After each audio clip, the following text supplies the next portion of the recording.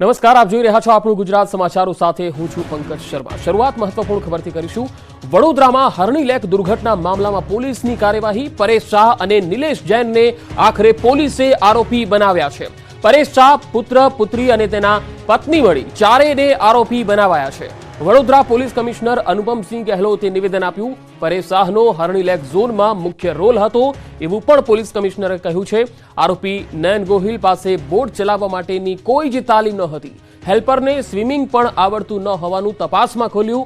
ગઈકાલે આરોપીઓ પકડાયા, તેમના મોબાઈલની પણ ચકાસણી કરવામાં આવી। આરોપીની કડકાઈથી પૂછપરછ પણ પોલીસે કરી છે। નિલેશ જૈનની ડોલ્ફિન કંપનીને પેટા કોન્ટ્રાક્ટ અપાયો હતો।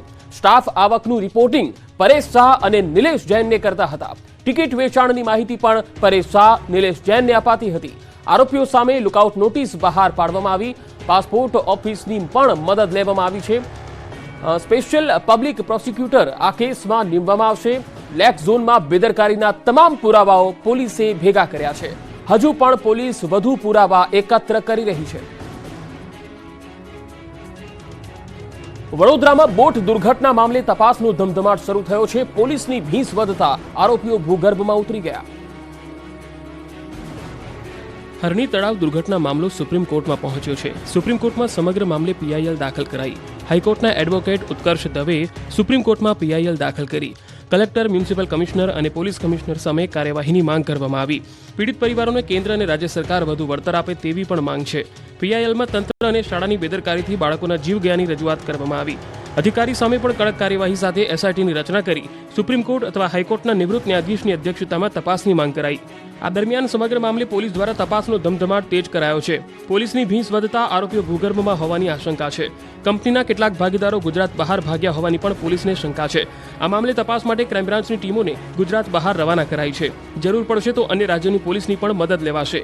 બોટ દુર્ઘટનામાં ઝડપથી સહાય ચૂકવવા આદેશ કરાયો છે। આ મુદ્દે કલેક્ટરે બેઠક બોલાવી અને ઝડપથી સહાય ચૂકવવાની કામગીરી શરૂ કરાવી। આ ઉપરાંત વડોદરા જિલ્લામાં ચાલતી તમામ રાઇડો, વોટર એક્ટિવિટી બંધ કરવાનો પણ નિર્ણય કરવામાં આવ્યો। વડોદરા મનપા એક્શન મોડમાં આવતા કોટિયા પ્રોજેક્ટ નિષ્કાળજીને લઈ કોન્ટ્રાક્ટ રદ કરાયો છે। દાદરાનગર હવેલીમાં ઘોર બેદરકારીના દ્રશ્યો જોવા મળ્યા। ક્યાંક રેસ્ક્યુ બોટ જ નહોતી તો ક્યાંક લાઈફ જેકેટ વગર જ લોકો બિંદાસ્ત જોવા મળ્યા। વડોદરામાં આટલી મોટી કરુણાંતિકા સર્જાઈ તેમ છતાં લોકો અને બોટ સંચાલકો જાણે કે સુધરવા જ નથી માંગતા। સંઘ પ્રદેશ દાદરાનગર હવેલીથી જોખમી અને ચિંતાજનક દ્રશ્યો સામે આવ્યા। અહીંના દૂધની જળાશયમાં ન્યૂઝ 18 ગુજરાતની ટીમે રિયાલિટી ચેક કર્યું, જેમાં ઘોર બેદરકારીના દ્રશ્યો જોવા મળ્યા। લોકો બિંદાસ્ત રીતે બોટમાં બેસી રહ્યા હતા અને એ પણ લાઈફ જેકેટ વગર। જળાશયમાં પર્યટકો માટે રેસ્ક્યુ બોટનો અભાવ જોવા મળ્યો। આ ઉપરાંત તમામ બોટમાં લાઈફ જેકેટ હોવા છતાં કેટલાક પર્યટકો લાઈફ જેકેટ વગર જ બેસેલા જોવા મળ્યા। આટલું ઓછું હોય તેમ લાઈફ ગાર્ડનો પણ અભાવ હતો। આ તરફ બોટ સંચાલકોએ પર્યટકો માટે તમામ તકેદારી લેવાતી હોવાનો દાવો પણ કર્યો। સુરક્ષા માટે એટલી હદે બેદરકારી હતી કે 190 થી વધુ બોર્ડ હોવા છતાં દૂધનીમાં રેસ્ક્યુ બોટનો અભાવ હતો। મહત્વનું છે કે સંઘ પ્રદેશ દાદરાનગર હવેલીમાં આવેલું દૂધની જળાશય જાણીતું છે પર્યટન સ્થળ તરીકે। દર વર્ષે હજારોની સંખ્યામાં અહીંયા પર્યટકો આવે છે અને દૂધની જળાશયમાં બોટિંગનો આનંદ માણે છે। દૂધની જેટી પર 125 થી વધુ શિકારા બોટ ચાલે છે।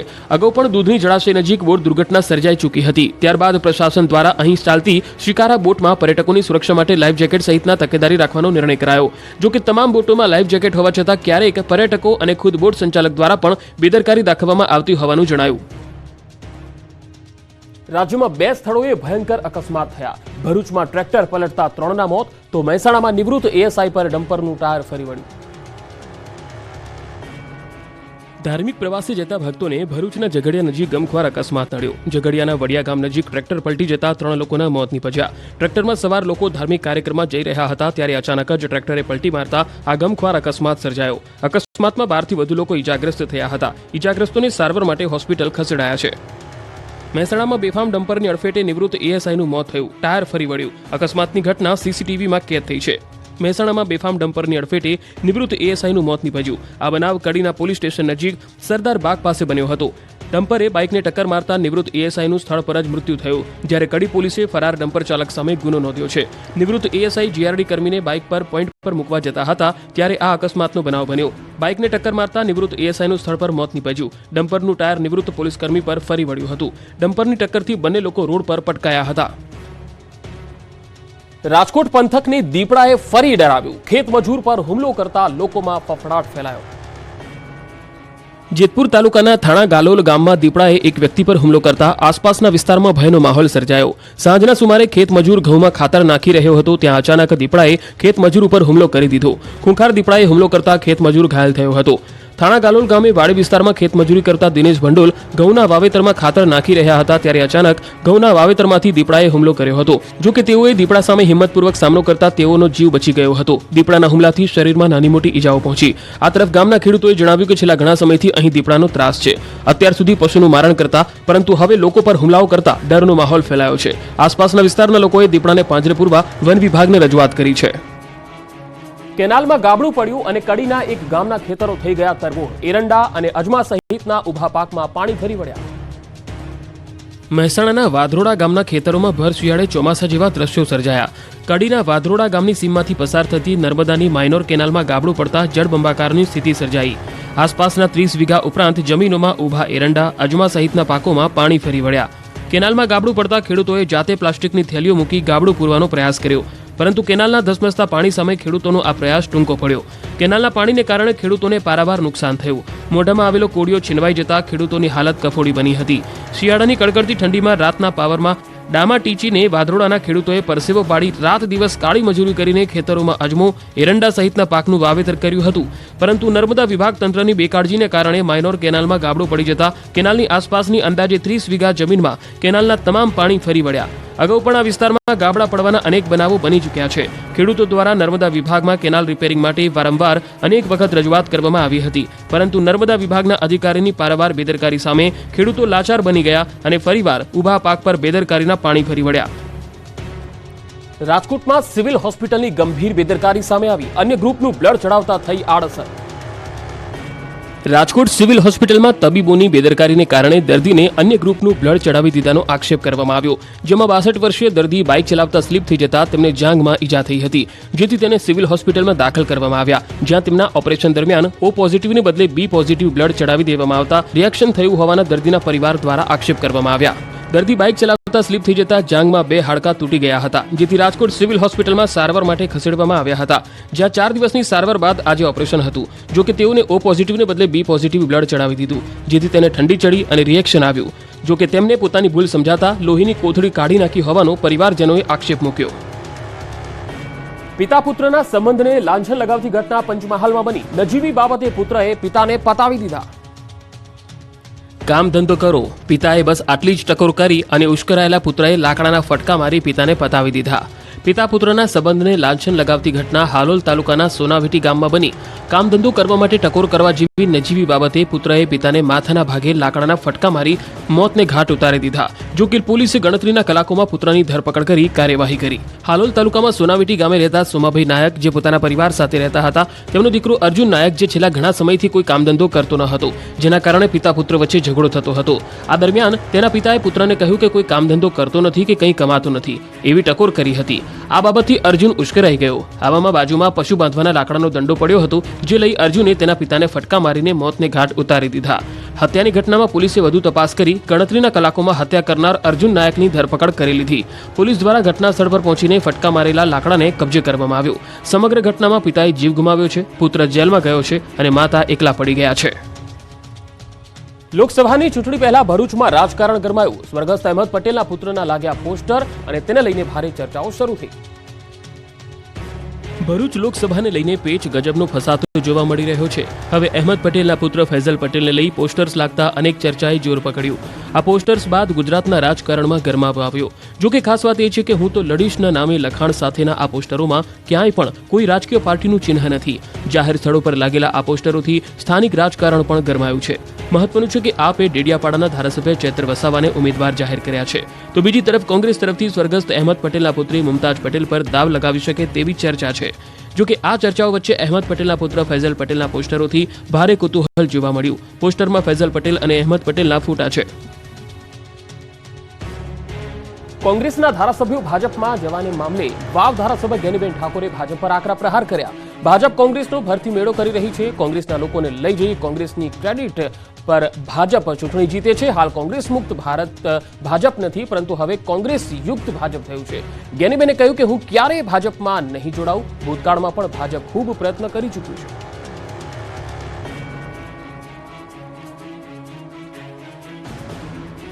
દેશમાં ફરી એકવાર ત્રેતા યુગની દિવાળીનો માહોલ છે। અયોધ્યા નગરીને દુલ્હનની જેમ શણગારવામાં આવી। અયોધ્યાના રસ્તા પણ રંગીન બન્યા।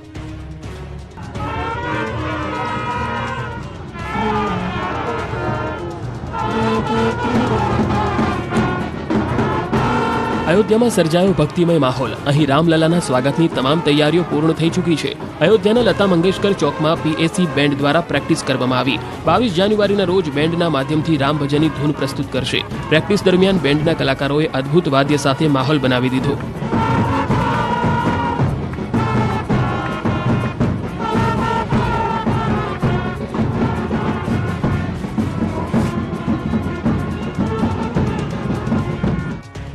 આ દરમિયાન અયોધ્યામાં રામ મંદિર પ્રાણ પ્રતિષ્ઠા મહોત્સવની વિધિ યોજાઈ। અહીં હનુમાન મહાયજ્ઞ પણ ચાલી રહ્યો છે।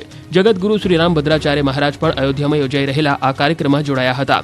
આ તરફ હૈદરાબાદના શ્રી રામ કેટરિંગ સર્વિસ તરફથી 1256 કિલો લાડુ પ્રસાદ બનાવાયો। 25 લોકોએ 3 દિવસમાં આ લાડુ તૈયાર કર્યા। એટલું જ નહીં, કેટરિંગ ચલાવનાર એન નાગભૂષણમ રેડ્ડીએ ભગવાન રામના તેમના વ્યવસાય અને પરિવાર પર અપાર આશીર્વાદ હોવાનું કહી જીવશે ત્યાં સુધી દરરોજ એક લાડુ બનાવશે તેવો સંકલ્પ પણ લીધો। 1256 કિલોનો આ લાડુ પ્રસાદ 1 મહિના સુધી ચાલી શકશે। ભક્તિભાવ સાથે બનાવેલા આ લાડુ પ્રસાદને લઈ ભક્તો અયોધ્યાના કાર સેવકપુરમ પહોંચ્યા। ખેડામાં સર્જાયા અદ્ભુત દ્રશ્યો। 1000થી વધુ વિદ્યાર્થીઓએ જય શ્રી રામની માનવ સાંકળ બનાવી। આખો દેશ રામના રંગે રંગાયો છે। રામ ભક્તો અવનવી રીતે ઉજવણી કરી રહ્યા છે ત્યારે ખેડા જિલ્લાના કપડવંજમાં જય શ્રી રામની માનવ સાંકળના અદ્ભુત દ્રશ્યો જોવા મળ્યા। ડ્રોનથી લેવાયેલા આકાશી દ્રશ્યો સૌ કોઈના આકર્ષણનું કેન્દ્ર બન્યા। કપડવંજના જીવન શિલ્પ કેમ્પસમાં અનોખી રીતે રામોત્સવની ઉજવણી કરવામાં આવી। કેમ્પસના ધોરણ 2 થી 12 સુધીના વિદ્યાર્થીઓએ 400 ફૂટ લંબાઈમાં જય શ્રી રામના નામની માનવ સાંકળ બનાવી ઇતિહાસ રચ્યો હતો। આ પ્રસંગે પ્રભુ શ્રી રામના બાલ્યાવસ્થાથી રાજ્યાભિષેક સુધીની જીવન ચરિત્રની ઝાંખી કરાવતું એક પ્રદર્શન યોજાયું હતું, જેમાં બાળકોએ વિવિધ વેશભૂષા ધારણ કરી રામાયણના પાત્રોને જીવંત બનાવ્યા હતા। આ પ્રસંગે કપડવંજ વિભાગના ડીવાયએસપી પૂર્વ ગૃહ રાજ્યમંત્રી સહિતના અન્ય મહાનુભાવો ઉપસ્થિત રહ્યા હતા। માનવ સાંકળથી લખાયેલા જય શ્રી રામના આકાશી દ્રશ્યોએ સૌ કોઈનું મન મોહી લીધું। ભક્તિમય માહોલ વચ્ચે આ અનોખી ઉજવણીથી સમગ્ર કપડવંજ રામમય બની ગયું। ઉત્સવ ભલે અયોધ્યામાં હોય પરંતુ સમગ્ર રાજ્ય જાણે કે રામમય બની ગયું। રાજ્યમાં અલગ અલગ સ્થળોએ મહાઉત્સવને લઈને ભારે ઉત્સાહ છે। અયોધ્યામાં યોજાઈ રહેલા રામ મંદિર પ્રાણ પ્રતિષ્ઠા મહોત્સવને લઈ ભક્તો અવનવી રીતે ભક્તિ બતાવી રહ્યા છે ત્યારે સુરતના એક જ્વેલરી મેન્યુફેક્ચર્સે 38 ગ્રામ રોઝ ગોલ્ડની વીંટી પર મનમોહક રામ મંદિર બનાવ્યું। સુરતના 2 કારીગરોએ આ અત્યંત મનમોહક રોઝ ગોલ્ડની વીંટી પર રામ મંદિર બનાવ્યું, જેને બનાવવામાં કારીગરોને 1 સપ્તાહનો સમય લાગ્યો। આ વીંટીની કુલ કિંમત 1.25 લાખથી 3 લાખ સુધીની છે। સુરતમાં બનેલી રામ મંદિરની વીંટી 22મીએ બેંગલુરુ, ચેન્નાઈ અને મુંબઈના જ્વેલર્સમાં એક સાથે લોન્ચ કરાશે। શરૂઆતમાં જ્વેલર્સમાં 178 વીંટીના ઓર્ડર મળ્યા હતા। આ તરફ દ્વારકાના ધારાસભ્ય પબુભા માણેક રામધૂનમાં લીન બન્યા। દ્વારકા રામ મંદિર ખાતે ચાલી રહેલા રામજીના ભજનમાં પબુભા માણેક ભક્તિના રંગમાં રંગાઈ ગરબે ઝૂમ્યા હતા। પબુભા માણેકનો ગરબા રમતો વિડીયો સોશિયલ મીડિયામાં ખૂબ વાયરલ થયો। સુરતની શાળાઓમાં અયોધ્યા જેવો માહોલ જોવા મળ્યો। પલસાણાના જોડવા ખાતે શાળાઓમાં ઉત્સવ જેવું વાતાવરણ સર્જાયું। ભગવા રંગના ધ્વજ સાથે માર્ગો પર શોભાયાત્રા નીકળી। રામલલાની પ્રાણ પ્રતિષ્ઠાને લઈ વિદ્યાર્થીઓમાં ભારે ઉત્સાહ જોવા મળ્યો। રામ, લક્ષ્મણ, જાનકી અને હનુમાનજીના વેશમાં વિદ્યાર્થીઓ નજરે પડ્યા। વિદ્યાર્થીઓએ રામ નામના નારાથી રસ્તાઓ ગુંજવી દીધા।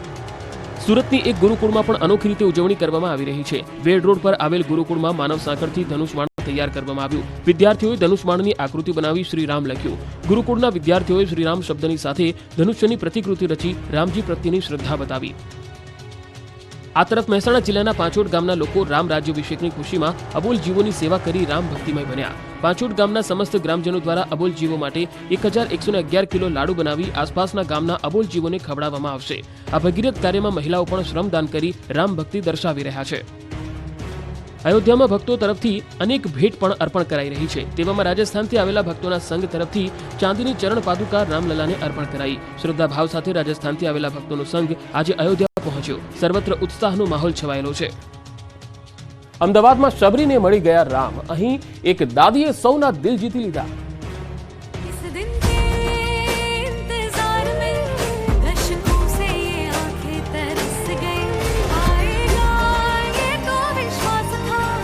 ખરેખર આ દ્રશ્યને વર્ણવવા માટે શબ્દો ફૂટી પડે। કહેવાય છે ને કે મન ચંગા તો કથરોટ મેં ગંગા। દ્રશ્યો અમદાવાદના માનસી સર્કલ નજીકના છે, જ્યાં એક વૃદ્ધા જાણે કે શબરી સ્વરૂપે ઊભીને પ્રભુ શ્રી રામના પોસ્ટર અને મંદિરને પગે લાગી રહ્યા છે। ભાવ એટલો પવિત્ર છે કે સામે પોસ્ટર હોવા છતાં તેમણે પગમાંથી ચપ્પલ ઉતાર્યા અને ભગવાનને વંદન કર્યા.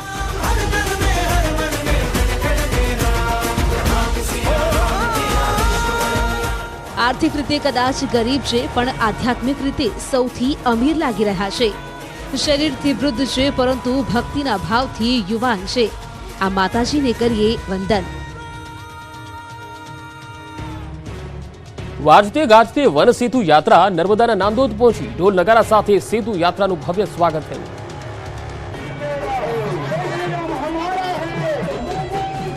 ઉમરગામથી અંબાજી સુધીના આદિવાસી જિલ્લાઓમાં ભ્રમણ કરનારી વન સેતુ ચેતના યાત્રા નાંદોદ તાલુકામાં ખૂંટા આંબા ગામે પહોંચી. વન સેતુ ચેતના યાત્રા પહોંચતા જ નાંદોદમાં પરંપરાગત ઢોલ નગારા સાથે ભવ્ય સ્વાગત કરાયું. આ પ્રસંગે રાજ્ય વન મંત્રીએ જણાવ્યું હતું કે આદિવાસી કલાકારો દ્વારા બનાવવામાં આવતી વિવિધ હસ્તકલાની વસ્તુઓને રાજ્ય અને રાષ્ટ્ર સ્તર સુધી પહોંચાડાશે. વેચાણ માટેની સુદૃઢ વ્યવસ્થાનું આયોજન કરવામાં આવી રહ્યું છે. સ્વચ્છતાના આગ્રહી પ્રધાનમંત્રી મોદી દ્વારા આગામી 22 જાન્યુઆરી સુધી તમામ તીર્થ સ્થળો અને મંદિરો ખાતે સ્વચ્છતા અભિયાનને ઝુંબેશ રૂપે ઉપાડી છે. ત્યારે નર્મદા જિલ્લામાં પણ સૌ કોઈને પોતાની આસપાસ આવેલા ધાર્મિક સ્થળોએ સ્વચ્છતા જાળવવાની અપીલ કરી. 500 વર્ષ પછી આવો અનેરો અવસર આવ્યો હોય. આગામી 22મીએ રાજ્ય સહિત નર્મદા જિલ્લામાં દિવાળી જેવો મહોત્સવની ઉજવણી થશે. 22 જાન્યુઆરીના રોજ અયોધ્યા ખાતે ભગવાન શ્રી રામની પ્રાણ પ્રતિષ્ઠાનો અવસર છે, જેમાં રામ ભગવાન વનવાસીઓ સાથે એક અનેરી આસ્થા જોડાયેલી છે. કારણ કે ભગવાન રામ એ વનવાસ દરમિયાન આદિવાસીઓ સાથે રહેલા અને આ રામ ભગવાનની 14 વર્ષની વનવાસીઓ સાથે જોડાયેલી કથા છે, જેથી આદિવાસી ગામડાઓમાં આ વન સેતુ ચેતના યાત્રાનો પ્રારંભ કર્યો છે. અયોધ્યામાં ગુજરાતનું વધુ એક યોગદાન. અમદાવાદના એક પરિવારે 20 પ્રસાદ મશીન આપ્યા ભેટમાં.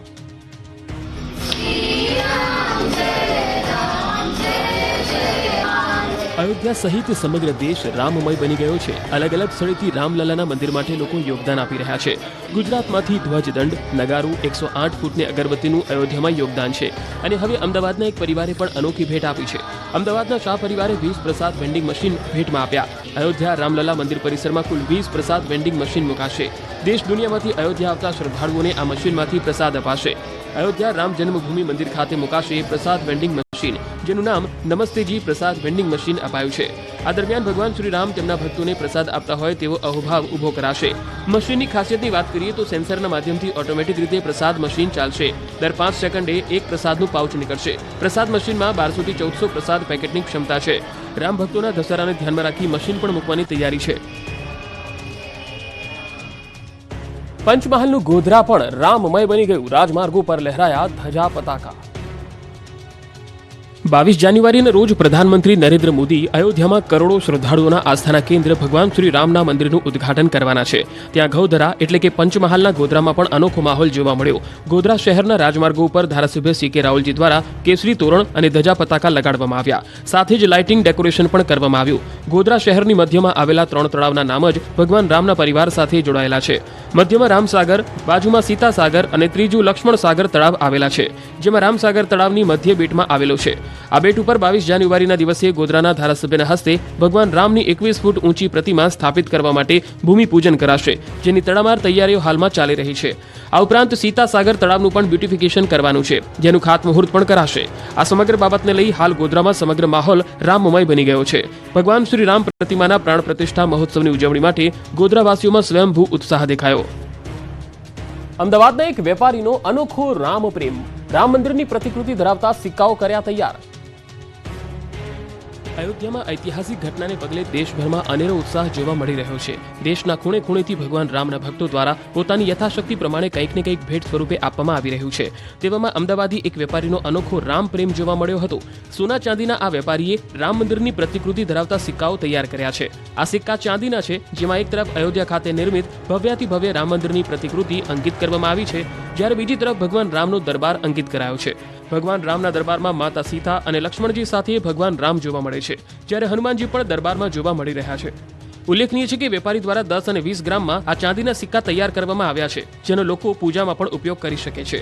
આ સિક્કા બનાવવાનો નિર્ણય વેપારીને રામ મંદિરના ભૂમિપૂજન સમયે આવ્યો હતો. તો વળી આ અનોખા સિક્કા મોટા પાયે ખરીદી કરી રહ્યા છે. દીપાવલી સમયે પણ ચાંદીના સિક્કાની માંગ હતી. હાલમાં કેટલાક રામ ભક્તો 50 ગ્રામ, 100 ગ્રામના સિક્કાની પણ માંગ કરી રહ્યા છે. ડાંગમાં તૈયાર કરાયો વિશેષ બોરનો હાર. દરેક બોર પર લખાયું રામ નામ. રામલલાને હાર અર્પણ કરાશે. શ્રી રામલલાને દેશ અને દુનિયાના ખૂણે ખૂણેથી અનેકવિધ નિત નવી ચીજવસ્તુની ભેટ સોગાદો ભાવિક ભક્તો મોકલી રહ્યા છે. ત્યારે માં શબરી અને પ્રભુ શ્રી રામના મિલન સાથે સંકળાયેલી દંડકારણ્યમાં રહેતા ડાંગના ભીલ, વારલી, કુનબી તથા આદિમ જૂથના પ્રજાજનોએ પણ બોરનો હાર તૈયાર કર્યો. આ રામ ભક્તોએ પોતાની ભક્તિ, શક્તિ અને પ્રભુ શ્રી રામ પ્રત્યેની આસ્થા પ્રગટ કરી 108 બોરની એક માળા તૈયાર કરી છે. પ્રત્યેક બોર ઉપર પોતાના આરાધ્ય દેવ પ્રભુ શ્રી રામનું નામ લખી તેને માળામાં પરોવાયા છે. ડાંગના 311 ગામોના બહેનો રામધૂન સાથે રામ સ્મરણ કરતા કરતા આ ખાસ માળા તૈયાર કરી છે.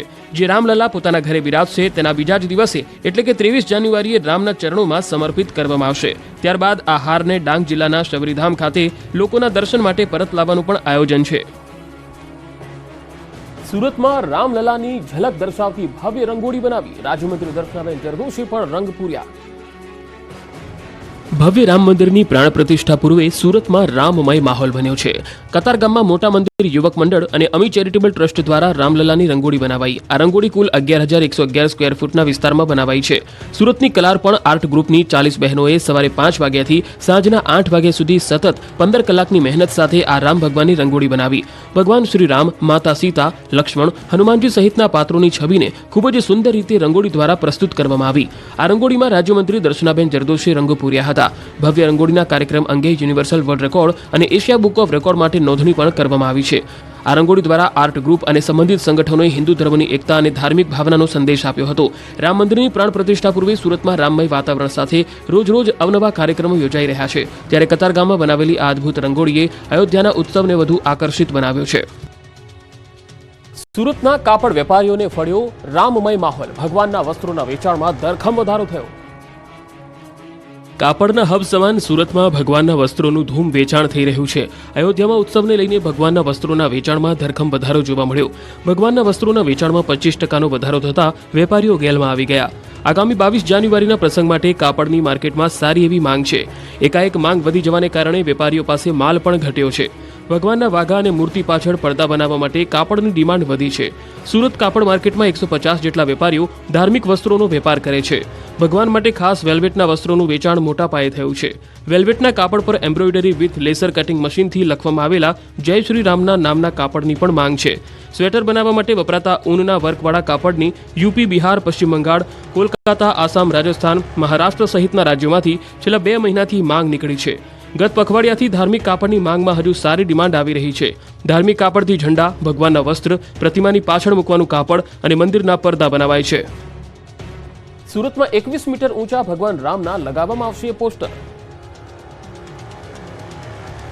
અયોધ્યા મંદિરમાં પ્રાણ પ્રતિષ્ઠા મહોત્સવને લઈને અનેરો ઉત્સાહ. સમગ્ર દેશ ભગવાન રામના રંગમાં રંગાયો છે. સુરતમાં પણ લોકોમાં અનેરો ઉત્સાહ જોવા મળે છે. શહેરમાં 7 મીટરથી 21 મીટર ઊંચા ભગવાન રામના પોસ્ટરો બની રહ્યા છે. સુરતમાં રાજુભાઈ પ્રજાપતિની ડિજિટલ કંપની દ્વારા વિનામૂલ્યે ભગવાન રામના આ પોસ્ટરો બનાવાઈ રહ્યા છે. સુરતની અનેક ઇમારતો ઉપરાંત કાપડ માર્કેટની સંસ્થા તરફથી આ કંપનીને વિશાળ પોસ્ટર માટે ઓર્ડર અપાયા છે. આ પોસ્ટરની ખાસિયત એ છે કે આ પોસ્ટરને ઉતાર્યા બાદ તેને ધોઈ અને ફરીથી ઉપયોગમાં લઈ શકાશે. પોસ્ટરો ઊંચી બિલ્ડિંગો, માર્કેટો, ઇમારતો પર લગાવવામાં આવશે. આ પોસ્ટરોમાં પ્રથમ જય શ્રી રામ, ત્યારબાદ રામ મંદિરનું ચિત્ર, ત્યારબાદ ભગવાન રામનો ફોટો અને સૌથી નીચે હનુમાનજીને ચિત્ર બનાવવામાં આવ્યું છે. સુરત શહેરની તમામ ટેક્સટાઇલ માર્કેટ ઉપર આ પોસ્ટર લગાડવામાં આવશે. ઉપરાંત વિવિધ બિલ્ડિંગોમાં પણ આ પોસ્ટર આપવામાં આવશે. અંબાજીમાં સ્કેટિંગ સ્પર્ધામાં 50 બાળકોએ બતાવ્યું કૌશલ્ય. યાત્રાધામ અંબાજીમાં સૌપ્રથમ વખત સ્કેટિંગનું બાળ સ્પર્ધાનું આયોજન કરવામાં આવ્યું છે. અંબાજીની ભવાની સ્કૂલના પ્રાંગણમાં સ્કેટિંગ સ્પર્ધા યોજાઈ હતી. અંબાજી ખાતે યોજાયેલી આ સ્કેટિંગ ટુર્નામેન્ટમાં સ્થાનિક 4 પ્રાઇમરી શાળાના 8 થી 16 વર્ષની બાળકોને પોતાનું કૌશલ્ય બતાવ્યું હતું. સ્પોર્ટ્સ સ્વિચ આગ્રાની બ્રાન્ચ અંબાજી ખાતે આ સ્પર્ધાનું આયોજન કરવામાં આવ્યું હતું. યોજાયેલી આ બાળ સ્પર્ધામાં પ્રથમ, દ્વિતીય અને તૃતીય ક્રમાંક આવેલા બાળકોને પ્રોત્સાહિત ઇનામ આપી સન્માનિત કરવામાં આવ્યા હતા. સ્કેટિંગ સ્પર્ધામાં અંબાજીની 4 શાળા જેમાં કાર્મેલ ઇંગ્લિશ સ્કૂલ, કન્યા શાળા, LJ ઠાકુર સ્કૂલ અને ભવાની ઇંગ્લિશ મીડિયમ સ્કૂલના 50 બાળકોએ ભાગ લીધો હતો. અમદાવાદની ગાયનેક હોસ્પિટલો પણ રામ ભક્તિમાં રંગાઈ. 22મીએ જે બાળકોનો જન્મ થશે તેને વિશેષ શણગારાશે.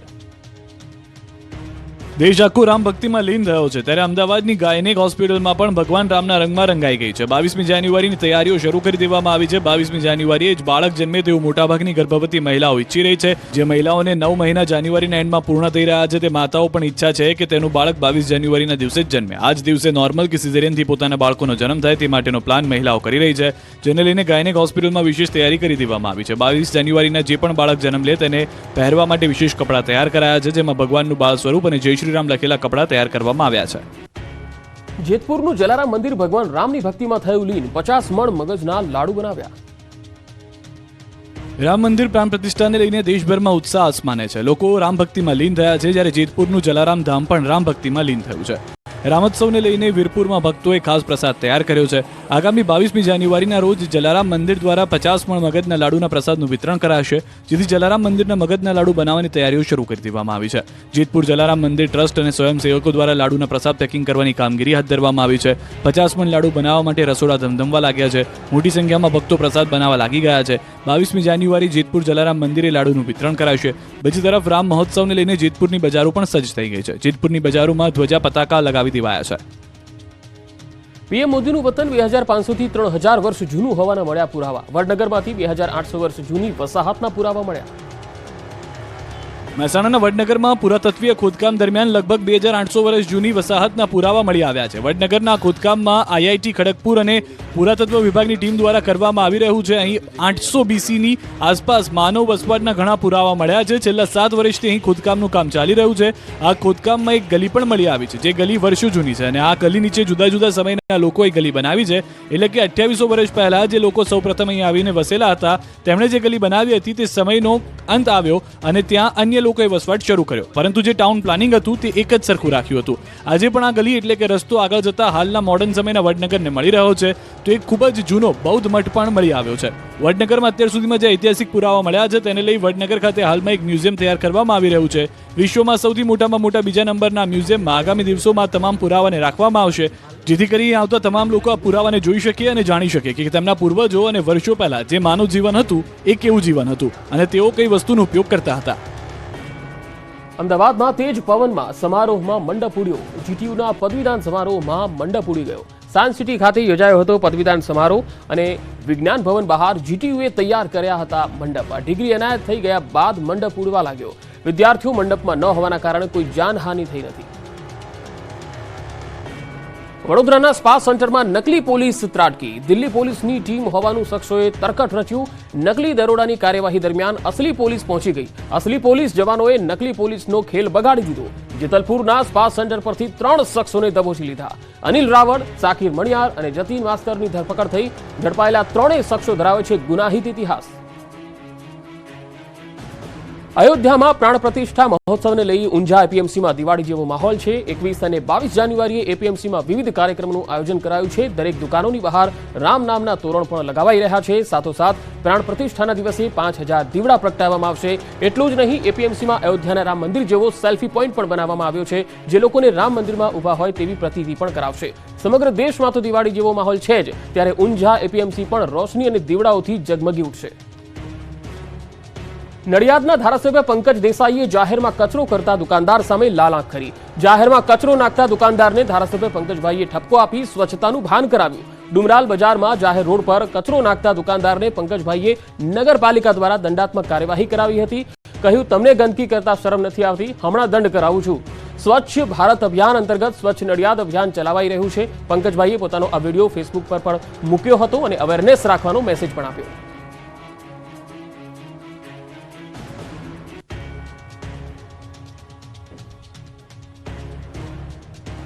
તો આપણું ગુજરાતમાં અત્યારે આટલું જ. નમસ્કાર.